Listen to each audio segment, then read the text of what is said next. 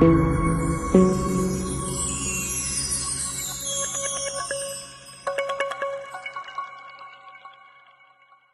सत्कारयोग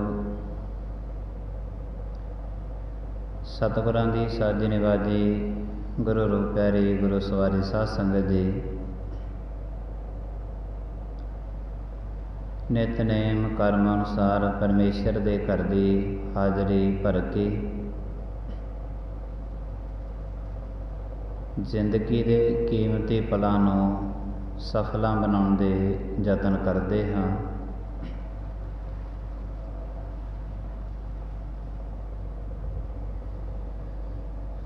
अज दा ये शुभ दिन, शुभ दिहाड़ा साहिब श्री गुरु ग्रंथ साहिब महाराज जियां दी किरपा दे नाल सावन दे पावन पवित्र संगरांद दे दिहाड़े नूं मुख रखदिआं गुरु दरबार दीआं हाजरियां भरनियां कीतियां ने।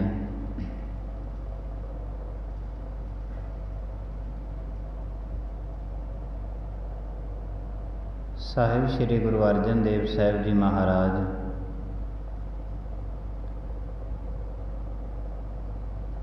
जिन्हां ने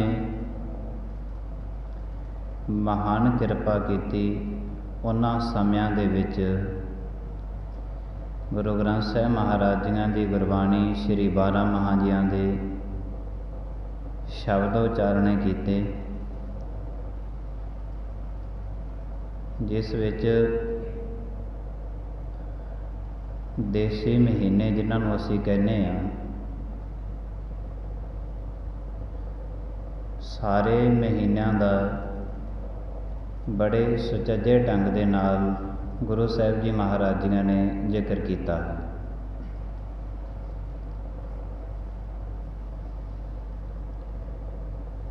शुरुआत सतगुरु महाराज जी करते ने, किरत कर्म के विछड़े कर किरपा मेलो राम, चार कुंट दह दिस भ्रमे थक आए प्रभ की साम।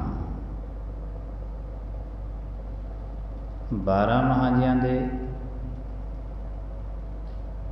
जो लास्ट वाले शब्द ने, जिन दे नाम ते आया तिनके काज सरे, हर गुर पुरा राध्या दरगह सच खरे, सर्व सुखानंद चरण हर भौजल विखम तरे, प्रेम भगतन पाइया विख्या नाही जरे, कोड गए दुविधा नसी पूर्ण सच भरे, महादिवस मूर्त भले जिसका नदर करे, नानक मंगै दर्श दान किरपा करहो हरे।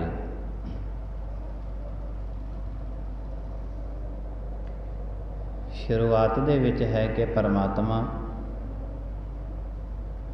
असी कई जन्मां तो लैके विछड़े आ रहे हैं,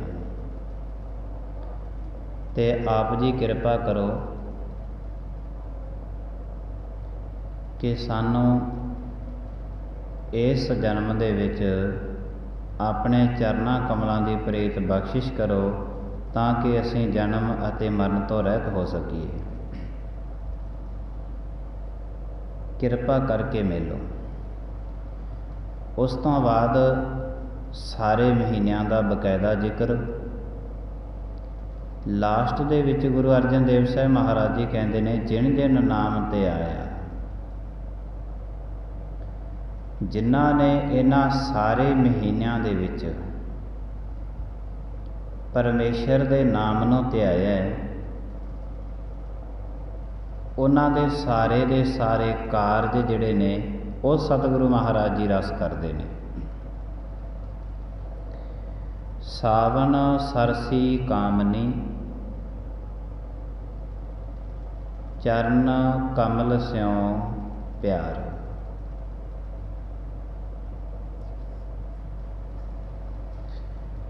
मन तन रता सच रंग, इको नाम आधार।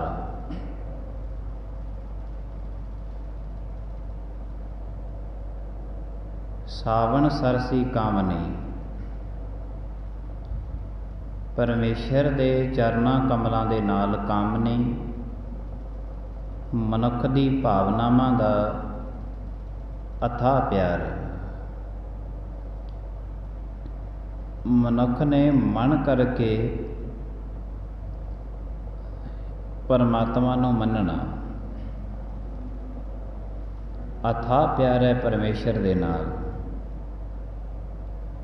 ਤੇ ਅਥਾਹ ਪਿਆਰ ਦੇ ਵਿੱਚ ਗੁਰਮੁਖ ਸੱਜਣ ਜਨ ਆਪਣਾ ਸਭ ਕੁਝ ਗੁਰੂ ਤੋਂ ਦੀ ਕੁਰਬਾਨ ਕਰ ਦਿੰਦੇ ਨੇ। ਜਿਹੜੇ ਗੁਰੂ ਸਾਹਿਬ ਜੀ ਮਹਾਰਾਜੀਆਂ ਤੋਂ ਸਾਵਣ ਸਰਸੀ ਕਾਮਣੀ ਚਰਨ ਕਮਲ ਸੋਂ ਪਿਆਰ, ਕਿਉਂਕਿ ਅਕਸਰ ਮਨੁੱਖ ਦੀ ਤਕਰੀਬਨ ਜ਼ਿੰਦਗੀ ਦਾ ਬਹੁਤ ਅਹਿਮ ਹਿੱਸਾ ਲੰਘਦਾ ਹੈ ਕਿ ਪਰਮਾਤਮਾ ਸੁੱਖਾਂ ਦੇ ਨਾਲ ਜ਼ਿੰਦਗੀ ਭਰ ਦੇ, ਜ਼ਿੰਦਗੀ ਦੇ ਵਿੱਚ ਕੋਈ ਦੁੱਖ ਨਾ ਹੋਵੇ।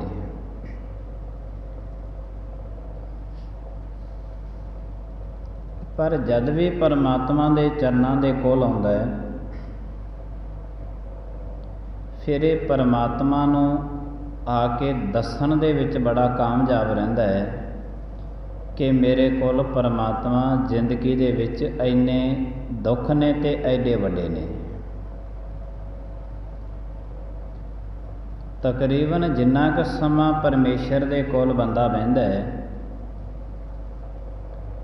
ਉਹਦੇ ਬਹੁਤ ਸਾਰਾ ਹਿੱਸਾ ਇਸੇ ਗੱਲ ਦੇ ਵਿੱਚ ਲੰਘਾ ਦਿੰਦਾ ਹੈ, ਸਿਰਫ ਤੇ ਸਿਰਫ ਪਰਮੇਸ਼ਰ ਨੂੰ ਦੱਸਣ ਦੇ ਵਿੱਚ ਕਿ ਮੇਰੀ ਜਿੰਦ ਇਕੱਲੀ ਹੈ, ਅਨੇਕਾਂ ਦੁੱਖ ਲੱਗੇ ਨੇ, ਕਿਹੜੇ ਕਿਹੜੇ ਦੁੱਖ ਨੇ, ਕਦੋਂ ਕਦੋਂ ਲੱਗੇ ਨੇ, ਕਿਵੇਂ ਕਿਵੇਂ ਛੁਟਕਾਰਾ ਹੋਣਾ ਹੈ। ਬਹੁਤ ਸਾਰੇ ਪਲ ਜਿਹੜੇ ਅਸੀਂ ਪਰਮਾਤਮਾ ਦੇ ਚਰਨਾਂ ਵਿੱਚ ਬੈਠਦੇ ਹਾਂ ਤੇ ਬਹੁਤੇ ਸਾਰੇ ਮਨ ਪਰਮੇਸ਼ਰ ਨੂੰ ਇਹੀ ਗੱਲ ਸੁਣਾਉਂਦਾ ਰਹਿੰਦਾ ਹੈ, ਕਿੱਡੇ ਵੱਡੇ ਦੁੱਖ ਨੇ।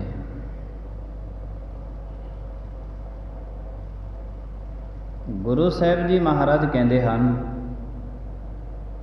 ਕਿ ਤੂੰ ਪਰਮੇਸ਼ਰ ਨੂੰ ਕੁਝ ਸੁਣਾਉਣ ਵਾਸਤੇ ਨਹੀਂ ਆਇਆ,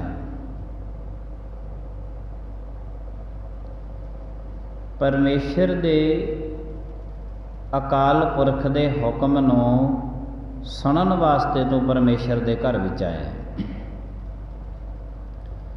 ਕਿਉਂਕਿ ਮਨੁੱਖ ਨੂੰ ਕਦੋਂ ਜ਼ਿੰਦਗੀ ਦਿੱਤੀ ਹੈ, ਕਦੋਂ ਉਸ ਦੀ ਜ਼ਿੰਦਗੀ ਦਾ ਅੰਤ ਹੋਣਾ ਹੈ, ਕਿਹੜੇ ਕਿਹੜੇ ਸੁੱਖ ਨੇ, ਕਿਹੜੇ ਕਿਹੜੇ ਦੁੱਖ ਨੇ, ਪਲ ਪਲ ਦਾ ਜਿਹੜਾ ਲੇਖਾ ਜੋਖਾ ਮਨੁੱਖ ਦਾ ਲਿਖਿਆ ਜਾ ਰਿਹਾ। ਤਾਂ ਪਰਮੇਸ਼ਰ ਨੂੰ, ਸਰਬ ਵਿਆਪਕ ਪਰਮੇਸ਼ਰ ਨੂੰ ਸਭ ਗੱਲਾਂ ਦਾ ਸਾਡੀਆਂ ਦਾ ਪਤਾ ਹੈ।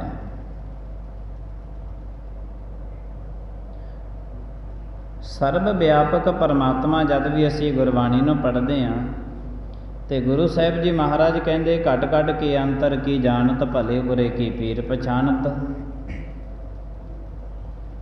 ਤੋ ਕਿੰਨਾ ਕੁ ਭਲਾ ਹੈ, ਕਿੰਨਾ ਕੁ ਬੁਰਾ ਹੈ, ਕਿੰਨੇ ਕੁ ਤੇਰੇ ਕੋਲੇ ਸੁੱਖ ਨੇ, ਕਿੰਨੇ ਕੁ ਦੁੱਖ ਨੇ, ਕਿੰਨਾ ਕੁ ਪੁੰਨੀ ਹੈ, ਕਿੰਨਾ ਕੁ ਪਾਪੀ ਹੈ, ਇਹ ਸਭ ਚੀਜ਼ਾਂ ਤੇਰੀਆਂ ਜਿਹੜੀਆਂ ਨੇ ਪਰਮੇਸ਼ਰ ਨੂੰ ਪਤਾ ਨੇ।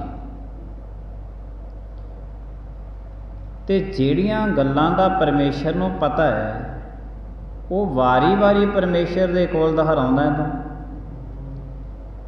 ਉਹ ਵੀ ਉਦੋਂ ਦੁਹਰਾਉਣਾ ਹੈ ਜਦੋਂ ਤੂੰ ਪਰਮੇਸ਼ਰ ਦੇ ਚਰਨਾਂ ਕਮਲਾਂ ਦੇ ਵਿੱਚ ਬੈਠਦਾ ਹੈ, ਤੂੰ ਦੱਸਦਾ ਹੈ, ਪਰਮੇਸ਼ਰ ਨੂੰ ਤੂੰ ਦੱਸ ਰਿਹਾ ਹੈ। ਦੱਸਣਾ ਨਹੀਂ ਹੈ, ਪਰਮੇਸ਼ਰ ਦੇ ਹੁਕਮ ਨੂੰ ਸੁਣਨਾ ਹੈ। ਕੋਈ ਵੀ ਮਨੁੱਖ ਪਰਮੇਸ਼ਰ ਦੇ ਚਰਨਾਂ ਵਿੱਚ ਆਉਂਦਾ ਹੈ ਤੇ ਕੁਝ ਦੱਸਣ ਵਾਸਤੇ ਨਹੀਂ ਆਉਂਦਾ, ਕੁਝ ਸੁਣਨ ਵਾਸਤੇ ਆਉਂਦਾ। ਤੇ ਕੇਵਲ ਇਕੱਲਾ ਸੁਣਨ ਵਾਸਤੇ ਨਹੀਂ, ਪਰਮੇਸ਼ਰ ਦੇ ਹੁਕਮ ਨੂੰ ਮੰਨਣ ਵਾਸਤੇ ਵੀ ਆਉਂਦਾ ਹੈ।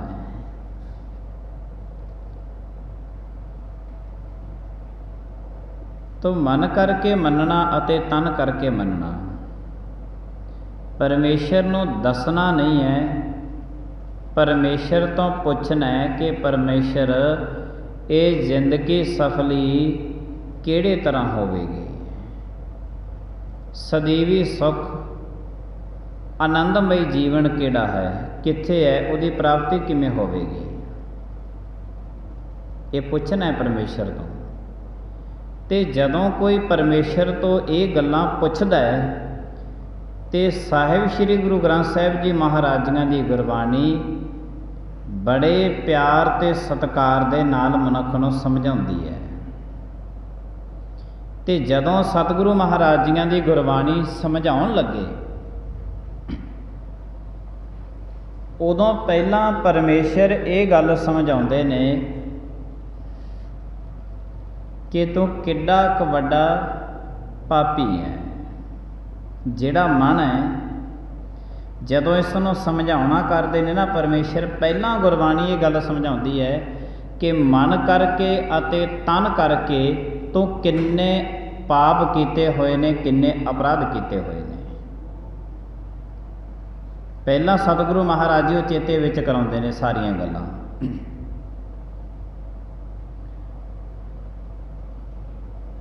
ਆਪ ਜੀ ਨੇ ਕਦੇ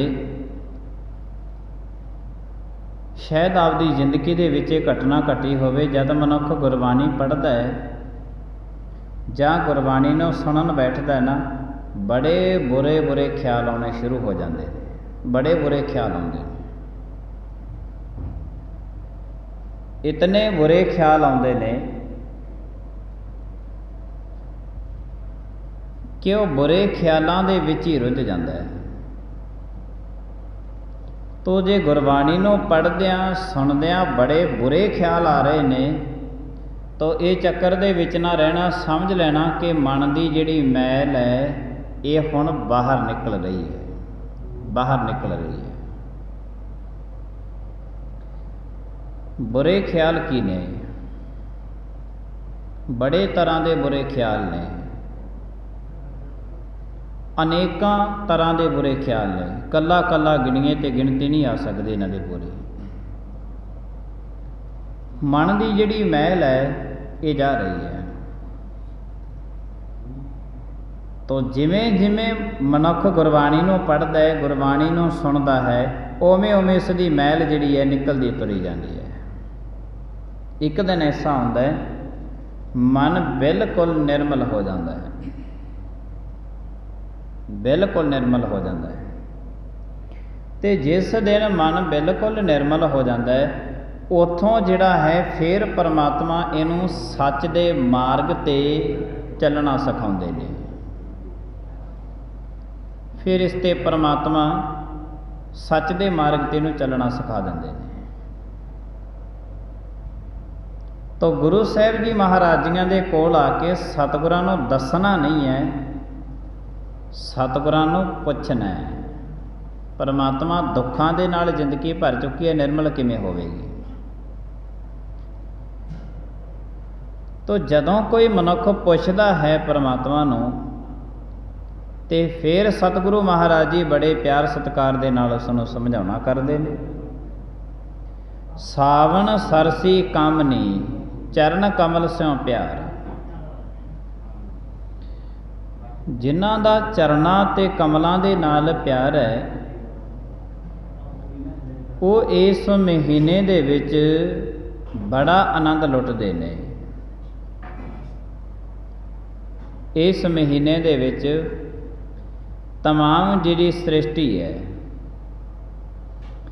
ਇਸ ਸ੍ਰਿਸ਼ਟੀ ਦੇ ਵਿੱਚ ਜਿਹੜੇ ਜੀਵ ਜੰਤ ਵੀ ਬੜੇ ਸੁਖੀ ਵਸਦੇ ਨੇ। ਸੱਪਾਂ ਦਾ ਲੰਮਾ ਟਾਈਮ ਆਪਣੇ ਘਰਾਂ ਦੇ ਅੰਧਕਾਰ ਦੇ ਵਿੱਚ ਰਹਿਣਾ, ਤਾਂ ਇਸ ਮਹੀਨੇ ਦੇ ਵਿੱਚ ਸੱਪ ਵੀ ਜਿਹੜੇ ਨੇ ਉਹ ਖੱਡਾਂ ਤੋਂ ਬਾਹਰ ਆਉਂਦੇ ਨੇ, ਉਹਨਾਂ ਦੀ ਔਲਾਦ ਵੀ ਬਾਹਰ ਆਉਂਦੀ ਹੈ।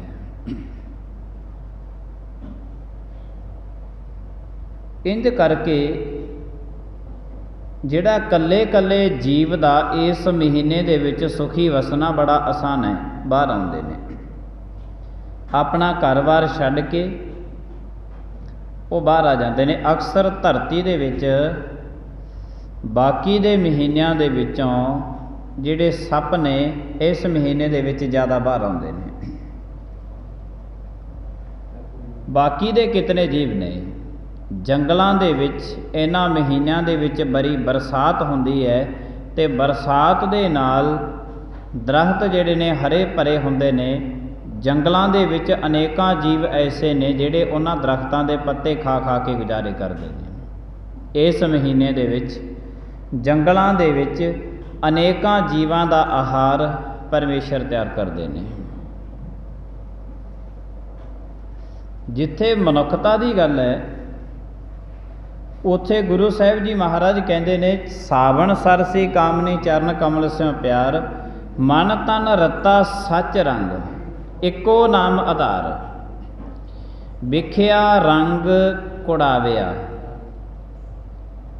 ਦਿਸਨ ਸਭੇ ਛਾਰ। ਜਿਹੜੇ ਵਿਖਿਆ ਦੇ ਰੰਗ ਨੇ, ਭਾਵ ਜ਼ਹਿਰ ਦੇ ਰੰਗ ਨੇ,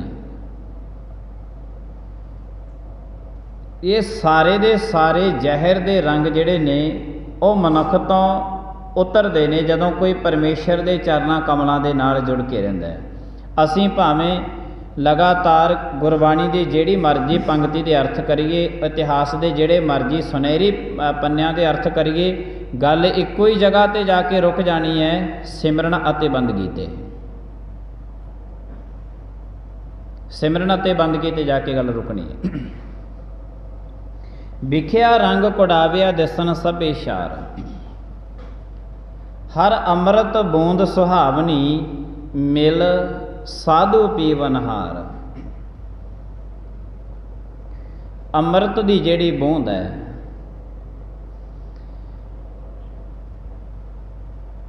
ਬੰਬੀਹਾ ਪੰਛੀ ਹੈ ਜਿਹੜਾ, ਉਹ ਤਕਰੀਬਨ ਇਸ ਧਰਤੀ ਦੇ ਵਿੱਚੋਂ ਕਦੇ ਪਾਣੀ ਨਹੀਂ ਪੀਂਦਾ। ਕੁਦਰਤੀ ਨਿਯਮਾਂ ਦੇ ਵਿੱਚ ਬੰਬੀਹੇ ਦੇ ਸਿਰ ਦੇ ਵਿੱਚ ਐਸੀ ਜਗ੍ਹਾ ਬਣੀ ਹੈ ਅਤੇ ਉੱਚੀ ਉੱਚੀ ਪੁਕਾਰਦਾ ਰਹਿੰਦਾ ਹੈ। ਜਦੋਂ ਉੱਚੀ ਉੱਚੀ ਪੁਕਾਰਦਾ ਨਾ, ਉਹ ਮੀਂਹ ਵਾਸਤੇ, ਅਤੇ ਫਿਰ ਜਿਹੜੀ ਇੱਕ ਅੱਧੀ ਬੂੰਦ ਮੀਂਹ ਪੈਂਦਾ ਇਸ ਮਹੀਨੇ ਦੇ ਵਿੱਚ, ਇੱਕ ਅੱਧੀ ਬੂੰਦ ਜਿਹੜੀ ਹੈ ਬੰਬੀਹੇ ਦੇ ਸਿਰ ਦੇ ਵਿੱਚ ਪੈਂਦੀ ਹੈ ਅਤੇ ਫਿਰ ਉਸ ਬੰਬੀਹੇ ਪੰਛੀ ਦੀ ਪਿਆਸ ਜਿਹੜੀ ਹੈ ਉਹ ਬੁੱਝ ਜਾਂਦੀ ਹੈ। ਬਾਬੀਹਾ ਅੰਮ੍ਰਿਤ ਵੇਲੇ ਬੋਲਿਆ, ਤਾਂ ਦਰ ਸੁਣੀ ਪੁਕਾਰ, ਮੇਘੈ ਨੋ ਫਰਮਾਨ ਹੋਆ ਵਰਸੋ ਕਿਰਪਾ ਤਾਰ। ਮੀਂਹ ਦੀ ਇੱਕ ਕਣੀ ਬੰਬੀਹੇ ਦੀ ਖੁਰਾਕ ਹੈ, ਵਰਨਾ ਉਹ ਧਰਤੀ ਦੇ ਪਾਣੀ ਨੂੰ ਨਹੀਂ ਪੀਂਦਾ, ਪੁਕਾਰਾਂ ਕਰਦਾ ਉੱਚੀ ਉੱਚੀ। ਅੰਮ੍ਰਿਤ ਬੂੰਦ ਉਸ ਵਾਸਤੇ, ਇਹ ਜਿਹੜੀ ਇੱਕ ਬੂੰਦ ਹੈ ਅੰਮ੍ਰਿਤ ਦੀ ਦਾਤ ਵਰਗੀ ਹੈ। ਹਰ ਅੰਮ੍ਰਿਤ ਬੂੰਦ ਸੁਹਾਵਨੀ, ਮਿਲ ਸਾਧੂ ਪੀਵਨਹਾਰ। ਐ ਗੁਰਸਿੱਖਾ, ਜਿਹੜਾ ਗੁਰੂ ਦਾ ਸ਼ਬਦ ਹੈ, ਗੁਰੂ ਦਾ ਜਿਹੜਾ ਵਚਨ ਹੈ, ਇਹ ਤੇਰੇ ਵਾਸਤੇ ਇੱਕ ਇੱਕ ਬੂੰਦ ਜਿਹੜੀ ਹੈ ਅੰਮ੍ਰਿਤਮਈ ਹੋ ਕੇ ਤੇਰੇ ਵਾਸਤੇ ਵਿਚਰਦੀ ਹੈ। ਵਣ ਤਿੰਨ ਪ੍ਰਭ ਸੰਗ ਮੌਲਿਆ, ਸਮਰੱਥ ਪਿਰਖ ਅਪਾਰ, ਹਰ ਮਿਲੈ ਨੋ ਮਨ ਲੋਚਦਾ, ਕਰਮ ਮਿਲਾਵਨਹਾਰ।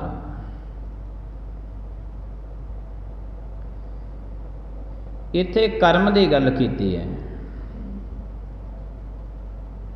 ਗੁਰੂ ਸਾਹਿਬ ਜੀ ਮਹਾਰਾਜ ਕਹਿੰਦੇ, ਤੂੰ ਚੰਗੇ ਕਰਮ ਕਰਦਾ ਹੀ ਰਹਿ, ਲਗਾਤਾਰ ਕਰਦਾ ਰਹਿ। ਜਦੋਂ ਤੂੰ ਚੰਗੇ ਕਰਮ ਕਰਦਾ ਹੀ ਰਿਹਾ, ਚੰਗੇ ਕਰਮ ਕਰਦਾ ਹੀ ਰਿਹਾ, ਤੇ ਇੱਕ ਦਿਨ ਤੇਰੇ ਇਹ ਚੰਗੇ ਕਰਮ ਹੀ ਤੈਨੂੰ ਪਰਮੇਸ਼ਰ ਦੇ ਨਾਲ ਮਿਲਾਪ ਕਰਵਾਉਣਗੇ। ਕਿਉਂਕਿ ਚੰਗੇ ਕਰਮ ਉਹੀ ਕਰਮ ਜਿਹੜੇ ਨੇ ਬੰਦੇ ਨੂੰ ਬੰਦੇ ਦੇ ਨਾਲ ਮਿਲਾਉਂਦੇ ਨੇ, ਉਹੀ ਕਰਮ ਨੇ ਜਿਹੜੇ ਮਨੁੱਖ ਦਾ ਅਤੇ ਪਰਮਾਤਮਾ ਦਾ ਆਪਸੀ ਮੇਲ ਕਰਾਉਂਦੇ ਨੇ। ਜਿਹੜੇ ਬਚਨ ਬੰਦੇ ਨੂੰ ਬੰਦੇ ਤੋਂ ਦੂਰ ਕਰਦੇ ਨੇ ਨਾ, ਉਹੀ ਬਚਨ ਬੰਦੇ ਨੂੰ ਪਰਮੇਸ਼ਰ ਤੋਂ ਦੂਰ ਕਰਦੇ ਨੇ। ਤੇ ਜਿਹੜੇ ਬਚਨ ਮਨੁੱਖ ਦਾ ਮਨੁੱਖ ਦੇ ਨਾਲ ਮੇਲ ਮਿਲਾਪ ਕਰਵਾਉਂਦੇ ਨੇ, ਉਹੀ ਜਿਹੜਾ ਹੈ ਵਚਨ ਮਨੁੱਖ ਦਾ ਪਰਮੇਸ਼ਰ ਦੇ ਨਾਲ ਮੇਲ ਮਿਲਾਪ ਕਰਾਉਂਦੇ ਨੇ। ਤਾਂ ਮਨੁੱਖ ਦੇ ਜਿਹੜੇ ਮਿਠਾਸ ਭਰੇ ਮਿੱਠੜੇ ਬੋਲ ਨੇ, ਜਿਹੜੇ ਮਿਠਾਸ ਭਰੇ ਮਿੱਠੜੇ ਬੋਲ ਨੇ, ਉਹ ਪਰਮੇਸ਼ਰ ਦੇ ਨਾਲ ਇਸ ਦਾ ਮੇਲ ਮਿਲਾਪ ਕਰਾ ਦਿੰਦੇ ਨੇ। ਕਰਮ ਮਿਲਾਵਨਹਾਰ ਜਿਨੀ ਸਖੀਏ ਪ੍ਰਪਾਇਆ ਹਉ ਤਿਨ ਕੈ ਸਦ ਬਲਹਾਰ, ਨਾਨਕ ਹਰਿ ਜੀ ਮਇਆ ਕਰ ਸ਼ਬਦ ਸਵਾਰਨਹਾਰ, ਸਾਵਣ ਤਿਨਾ ਸੁਹਾਗਣੀ ਜਿਨ ਰਾਮ ਨਾਮ ਉਰਹਾਰ। ਜਿਤਨੇ ਵੀ ਜੀਵ ਜੰਤ ਸਮਾਜ ਦੇ ਵਿੱਚ ਸ੍ਰਿਸ਼ਟੀ ਵਿੱਚ ਪਰਮੇਸ਼ਰ ਨੇ ਪੈਦਾ ਕੀਤੇ ਨੇ, ਇਸ ਮਹੀਨੇ ਦੇ ਵਿੱਚ ਪਰਮੇਸ਼ਰ ਉਹਨਾਂ ਸਾਰੇ ਜੀਵਾਂ ਦਾ ਆਹਾਰ ਪੈਦਾ ਕਰਦੇ ਨੇ, ਤੇ ਉਹਨਾਂ ਦਾ ਆਹਾਰ ਜਿਹੜਾ ਹੈ ਫਿਰ ਉਹ ਬਾਹਰ ਨਿਕਲ ਕੇ ਆਪਣੇ ਆਹਾਰ ਨੂੰ ਛਕਦੇ ਨੇ। ਇਹਨਾਂ ਛੋਟੇ ਮੋਟੇ ਜੀਵ ਨੇ ਜਿਹੜੇ ਅਸੀਂ ਘਰਾਂ ਦੇ ਵਿੱਚ ਖੇਤਾਂ ਦੇ ਵਿੱਚ ਦੇਖਦੇ ਹਾਂ ਕਿ ਛੋਟੇ ਮੋਟੇ ਜੀਵ ਅਕਸਰ ਪੈਦਾ ਹੁੰਦੇ ਰਹਿੰਦੇ ਨੇ। ਇਹ ਆਪਣੇ ਘਰਾਂ ਦੇ ਵਿੱਚੋਂ ਨਿਕਲ ਕੇ ਬਾਹਰ ਆਉਂਦੇ ਨੇ, ਕਿਉਂਕਿ ਇਹਨਾਂ ਦੀ ਖੁਰਾਕ ਜਿਹੜੀ ਹੈ ਇਸ ਮਹੀਨੇ ਦੇ ਵਿੱਚ ਬਾਹਰ ਹੁੰਦੀ ਹੈ। ਬੜੇ ਜੀਵ ਐਸੇ ਨੇ। ਤਾਂ ਮਨੁੱਖ ਕੀ ਕਰਦਾ ਹੈ, ਮਨੁੱਖ ਦੀ ਜਿਹੜੀ ਖੁਰਾਕ ਹੈ ਤਕਰੀਬਨ ਸਾਰੇ ਮਹੀਨਿਆਂ ਦੀ, ਮਨੁੱਖ ਦੀ ਖੁਰਾਕ ਹੈ ਪਰਮੇਸ਼ਰ ਦਾ ਸਿਮਰਨ, ਤੇ ਉਹ ਖੁਰਾਕ ਕਿਸੇ ਹੋਰ ਜਗ੍ਹਾ ਤੇ ਨਹੀਂ ਪਈ ਹੋਈ। ਮਾਫ ਕਰਨਾ, ਜਿਹੜੇ ਜੀਵ ਨੇ ਸੱਪ ਖੱਡਾਂ ਚੋਂ ਨਿਕਲ ਕੇ ਬਾਹਰ ਆਉਂਦੇ ਨੇ, ਉਹਨਾਂ ਦੇ ਬੱਚੇ ਬਾਹਰ ਆਉਂਦੇ ਨੇ, ਉਹਨਾਂ ਦੀ ਖੁਰਾਕ ਧਰਤੀ ਤੇ ਹੈ। ਹੋਰ ਜਿੰਨੇ ਕੀੜੇ ਮਕੌੜੇ ਅਸੀਂ ਦੇਖਦੇ ਹਾਂ, ਇਹ ਜ਼ਿਆਦਾਤਰ ਇਸ ਮਹੀਨੇ ਦੇ ਵਿੱਚ ਹੀ ਬਾਹਰ ਨਿਕਲਦੇ ਨੇ।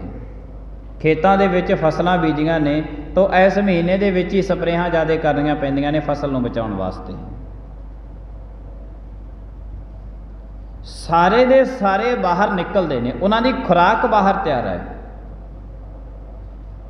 ਮਨੁੱਖ ਦੀ ਪ੍ਰਥਾਏ ਗੁਰੂ ਸਾਹਿਬ ਜੀ ਮਹਾਰਾਜ ਜੀਆਂ ਦੇ ਵਚਨ ਨੇ ਕਿ ਮਨੁੱਖ ਦੀ ਜਿਹੜੀ ਖੁਰਾਕ ਹੈ ਉਹ ਹੈ ਸਿਮਰਨ ਅਤੇ ਬੰਦਗੀ, ਤੇ ਉਹ ਖੁਰਾਕ ਸਦੀਵੀ ਮਨੁੱਖ ਦੇ ਆਪਣੇ ਕੋਲ ਹੈ। ਇਹਨੂੰ ਬਾਹਰ ਜਾਣ ਦੀ ਲੋੜ ਨਹੀਂ ਹੈ, ਇਹਨੂੰ ਕਿਤੇ ਵੀ ਟੋਲਣ ਦੀ ਲੋੜ ਨਹੀਂ ਹੈ, ਕਿਤੇ ਭੱਜਣ ਦੀ ਨੱਠਣ ਦੀ ਲੋੜ ਨਹੀਂ ਹੈ। ਇਹਦੀ ਖੁਰਾਕ ਇਹਦੇ ਕੋਲ ਹੈ, ਬਸ ਇਹਨੂੰ ਪਤਾ ਹੋਵੇ ਕਿ ਮੇਰੀ ਖੁਰਾਕ ਕਿੱਥੇ ਹੈ, ਮੇਰੀ ਖੁਰਾਕ ਹੈ ਕਿੱਥੇ, ਇਸ ਗੱਲ ਦਾ ਗਿਆਨ ਹੋਵੇ।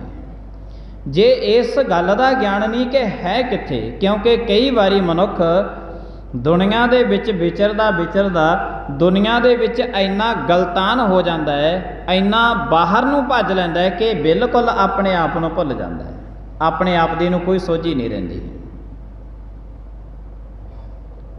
ਜਦੋਂ ਇਹ ਆਪਣੇ ਆਪ ਤੋਂ ਦੂਰ ਹੋ ਜਾਂਦਾ ਹੈ, ਫਿਰ ਇਹਨੂੰ ਆਪਣੇ ਆਪ ਦੀ ਬਿਲਕੁਲ ਸੋਝੀ ਨਹੀਂ ਰਹਿੰਦੀ ਕਿ ਮੇਰੇ ਕੋਲ ਕਿੱਡਾ ਵੱਡਾ ਨਿਦਾਨ ਖਜ਼ਾਨਾ ਹੈ। ਗੁਰੂ ਗ੍ਰੰਥ ਸਾਹਿਬ ਜੀ ਮਹਾਰਾਜ ਤੇ ਐਲਾਨੀਆਂ ਕਹਿੰਦੇ ਨੇ, ਪਿਓ ਦਾਦੇ ਕਾ ਖੋਲ ਡਿੱਠਾ ਖਜ਼ਾਨਾ, ਤਾਂ ਮੇਰੇ ਮਨ ਪਿਆ ਨਿਧਾਨਾ, ਰਤਨ ਲਾਲ ਜਾ ਕਾ ਕਛੂ ਨਾ ਮੂਲ, ਭਰੇ ਭੰਡਾਰ ਅਖੋਟ ਅਤੋਲ, ਖਾਵੋ ਖਰਚੋ ਰਲ ਮਿਲ ਭਾਈ, ਤੋਟ ਨਾ ਆਵੇ ਵੱਧ ਦੋ ਜਾਈ।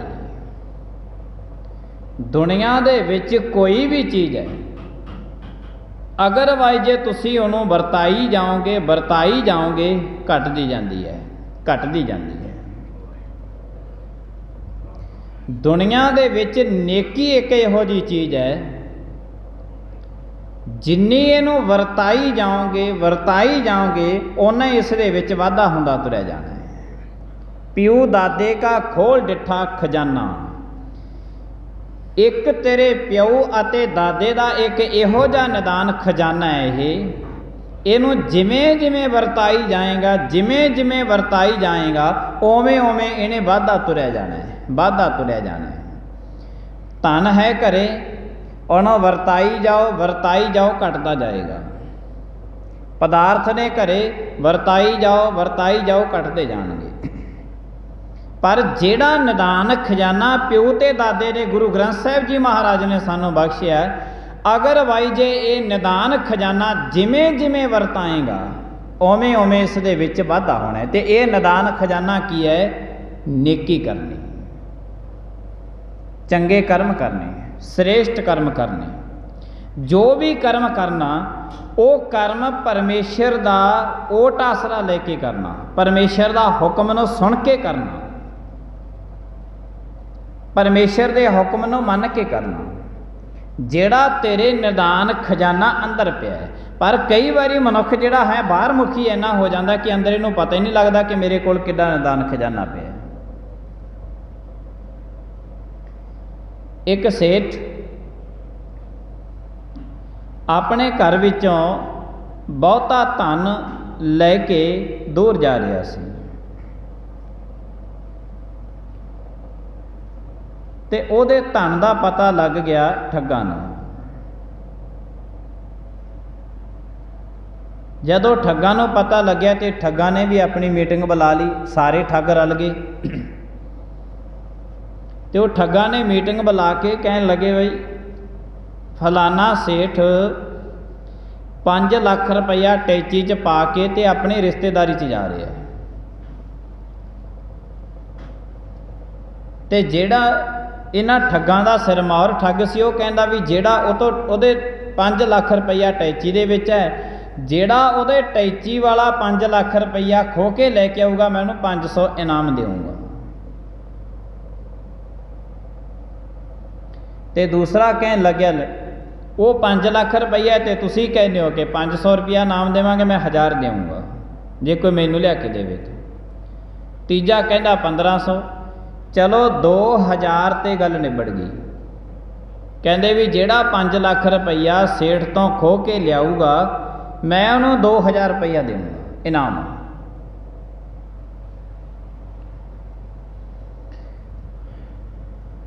कहन लगे ठीक है, एक ठग ने सेठ वर्गा हुलिया बना लिया, उहदे वर्गा सिर ते पग, उहदे वर्गे कपड़े, उहदे वर्गा टैची, सारा कुछ अपना हुलिया सेठ वर्गा बना लिया।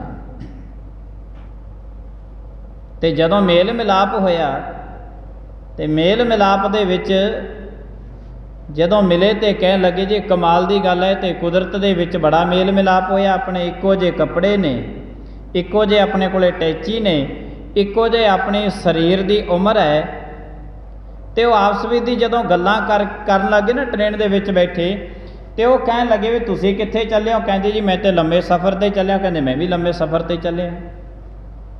चलो कहंदे अपने कपड़े ही मेल मिलाप नहीं खांदे, अपनी तो विचारधारा ते अपना सफ़र भी मेल मिलाप खांदा, सफ़र चंगा निकल जूगा। वो सेठ सी सियाणा, उन्हें कहंदे चलो हुण आपां रात कट लईए। रात कट्टी।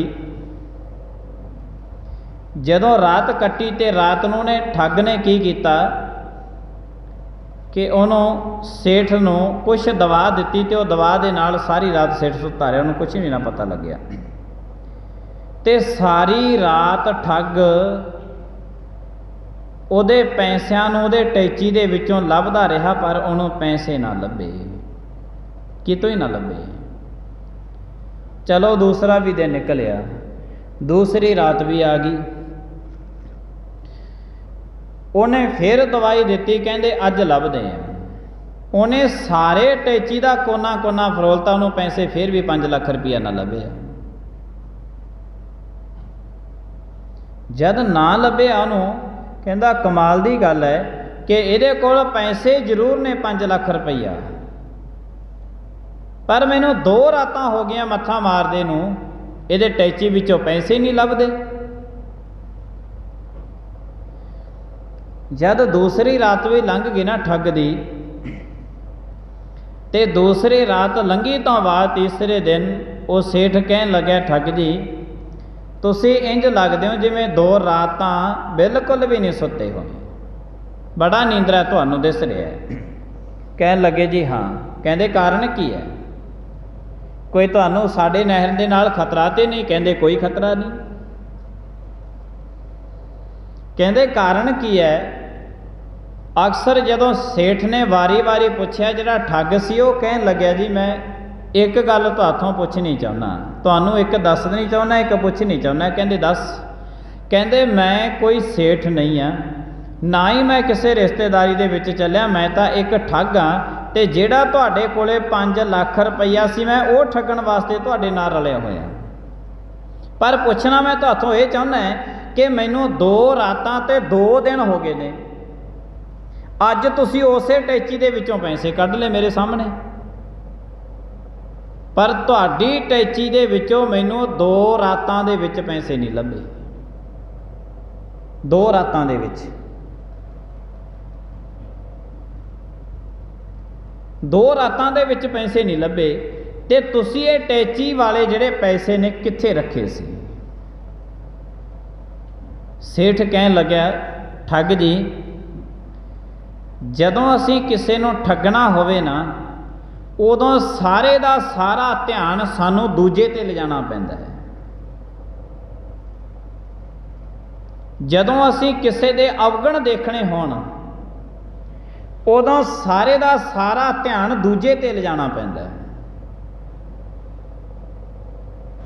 जदों असीं किसे दे गुनाहां नूं देखना होवे, उदों सारे दा सारा ध्यान अपना उस ते ले जाना पैंदा है। सारे दा सारा ज्ञान जिहड़ा है, ज्ञान ते ध्यान उसे ते ले जाना पैंदा है, जिहदे नाल असीं ठगी मारनी है, जिहदे नाल असीं बेईमानी करनी है, अत्याचार करना है, दुराचार करना है। सारा ध्यान सानूं केंद्रित करना पैंदा उस ते। वो कहन लग्या, सेठ कहन लग्या तू ते सारे दा सारा ध्यान मेरे टैची ते रखिया, पर जे तू सियाणा चोर हुंदा, सियाणा ठग हुंदा ना, ते तू माड़ी मोटी नज़र सी जिहड़ी वो अपने आप ते भी मार लैंदा।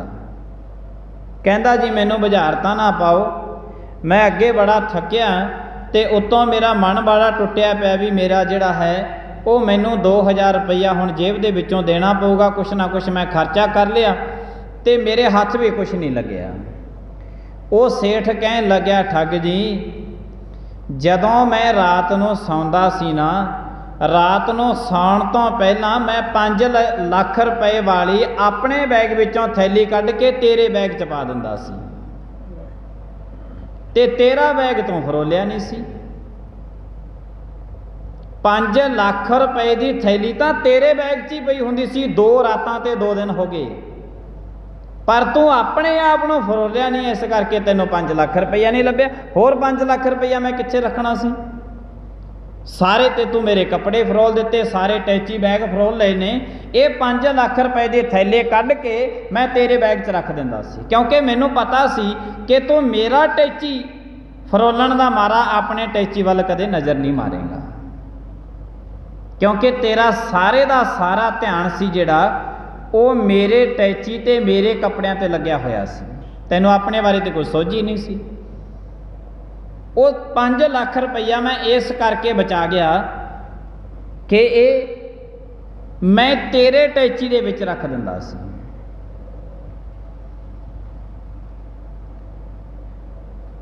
मनुख दी जिंदगी उसे दी बचदी है जेड़ा मनुख नूं पता लग जे कि 5 लाख रुपए वाली थैली मेरे कोल ही पई है, मेरे कोल ही पई है।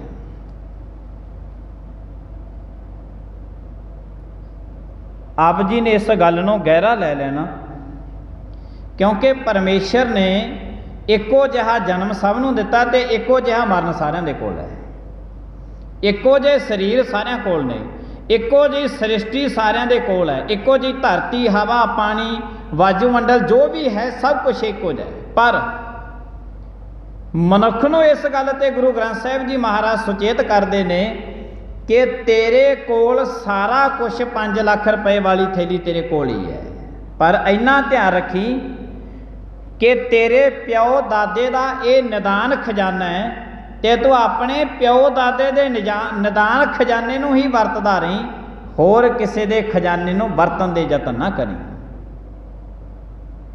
होर किसी दे निदान खजाने नूं वरतन दे यतन ना करी, वरना की होऊगा, तेरा ध्यान दूजियां दे खजाने ते जाऊगा ते तेरा खजाना कोई दूजा होर लुट के ले जाऊगा, तैनूं पता तक भी नहीं लगना।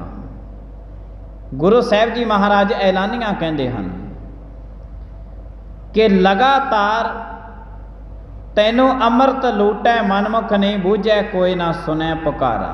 अमृत दा जिहड़ा निदान खजाना परमेश्वर ने तेरे अंदर पाया होया है, वो निदान खजाना तैथों लगातार ये लुट रहे ने। काम लुट रहा, क्रोध लुट रहा है, मोह हंकार, ये सारा कुछ तैथों दिन रात करके लुट रहे ने, पर तैनूं पता ही नहीं लगता, क्योंकि तेरा सारे का सारा ध्यान जिहड़ा है वो दूजियां ते केंद्रित है।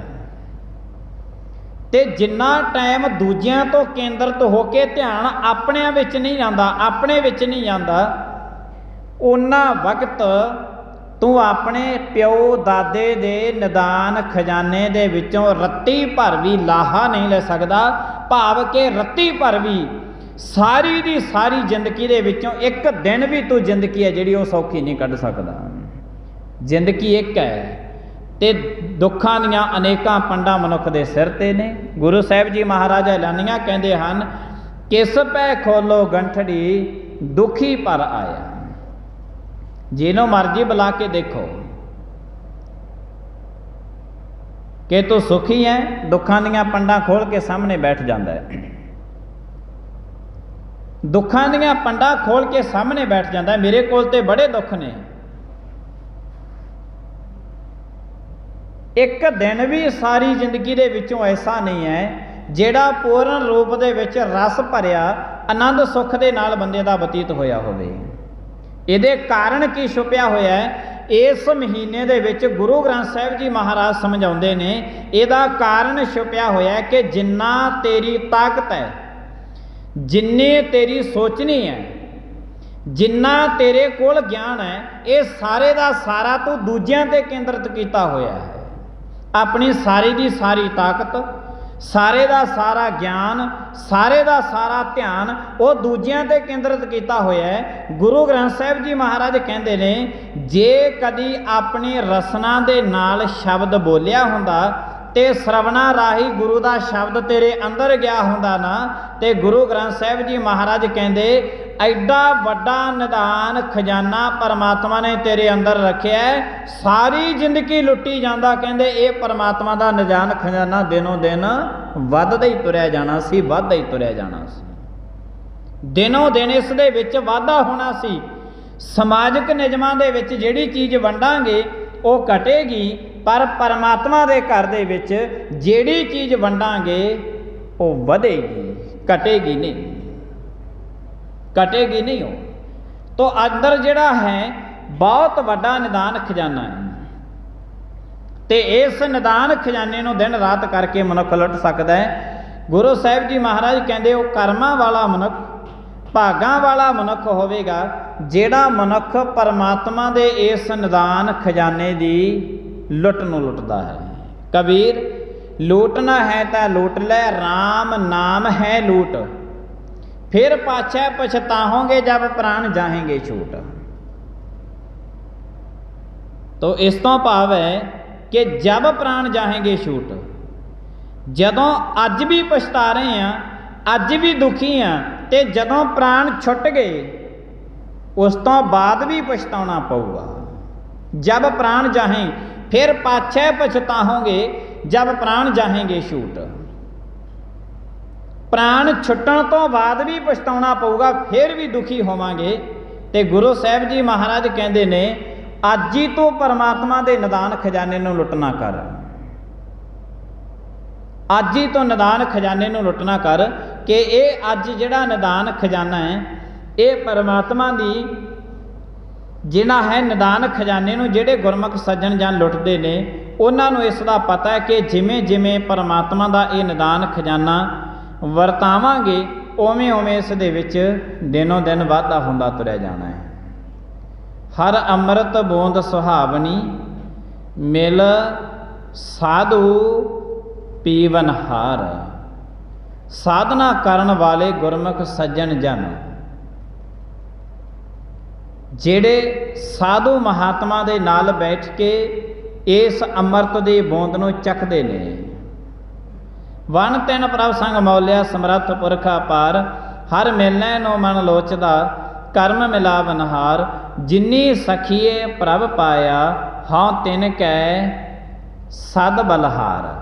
ਗੁਰੂ ਸਾਹਿਬ ਜੀ, ਗੁਰੂ ਅਰਜਨ ਦੇਵ ਸਾਹਿਬ ਮਹਾਰਾਜ ਕਹਿੰਦੇ ਐਸੇ ਗੁਰਸਿੱਖਾਂ ਤੋਂ ਅਸੀਂ ਸਦ ਬਲਹਾਰ ਜਾਈਏ ਜਿਨ੍ਹਾਂ ਨੇ ਆਪਣੇ ਅੰਦਰ ਪਏ ਨਿਦਾਨ ਖਜ਼ਾਨੇ ਨੂੰ ਪਹਿਲੇ ਟੋਲਿਆ ਹੈ, ਉਸ ਤੋਂ ਬਾਅਦ ਉਸ ਦੀ ਜਿਹੜੀ ਹੈ ਵਰਤ ਵਰਤਾਵਾ ਸੰਸਾਰ ਦੇ ਵਿੱਚ ਕਰ ਰਹੇ ਨੇ।